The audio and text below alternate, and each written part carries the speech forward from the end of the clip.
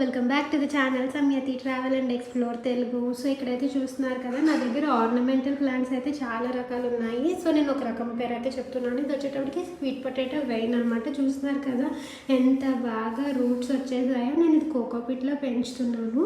So దీన్ని మేము సేల్కి కూడా చేస్తున్నాం అనమాట. చూడండి ఎంత బాగున్నదో ఇది. మీకు ప్లాంట్స్ గురించి కంప్లీట్ డీటెయిల్స్ తెలుసుకోవాలి, ప్లాంట్స్ గురించి పెంచాలి, ఎలా పెంచాలో తెలియకపోయినా సరే దీన్ని అయితే ఫాలో అయిపోండి. Thank you for